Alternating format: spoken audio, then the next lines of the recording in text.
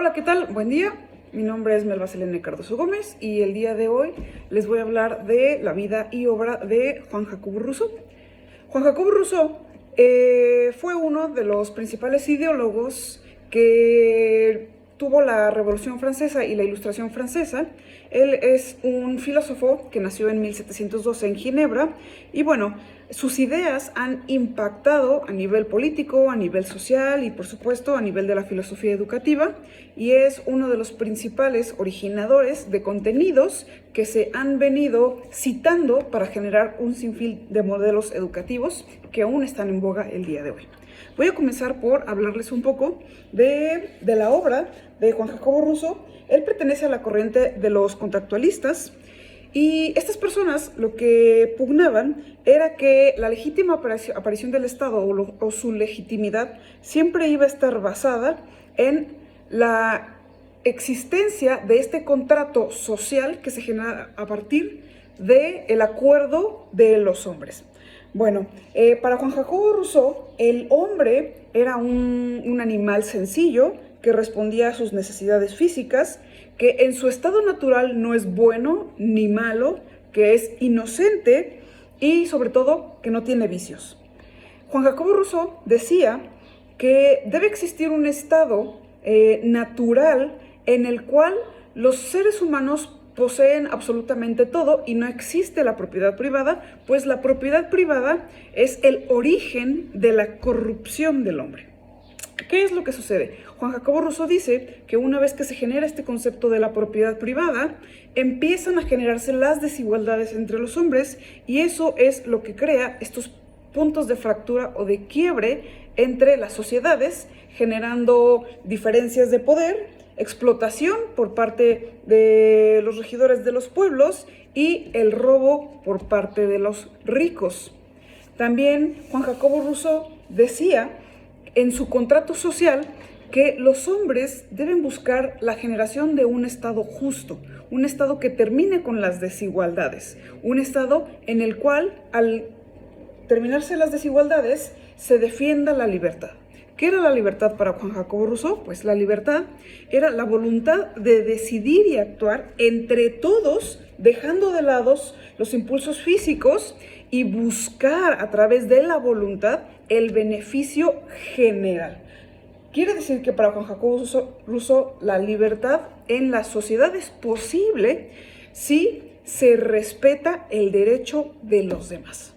Todas estas ideas igualmente permearon a lo que tiene que ver con su filosofía educativa.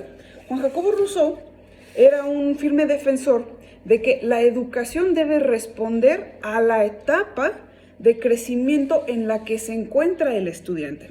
Él separaba las etapas de crecimiento de 0 a 5 años, de 5 a 12, de 12 a 15 y de 15 a 20. Él tiene una obra muy famosa que es Emile o La Educación.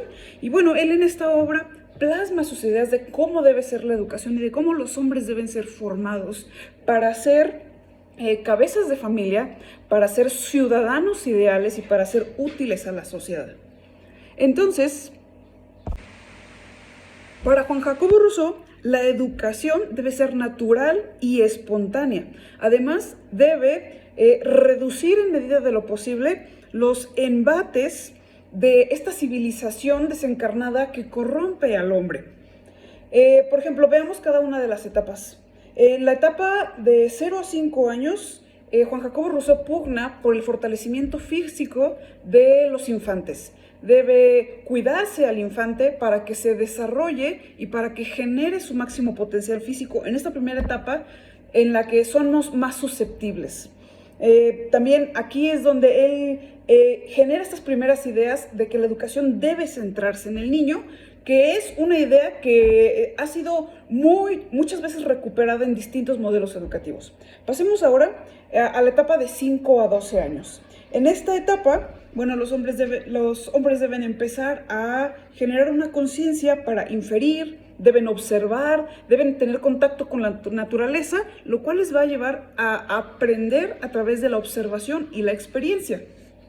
Posteriormente, en la etapa de 12 a 15 años, Juan Jacobo Rousseau dice que aquí es cuando surge la razón, es cuando empezamos a discernir Y aquí es cuando se debe enseñar a las personas a ganarse la vida.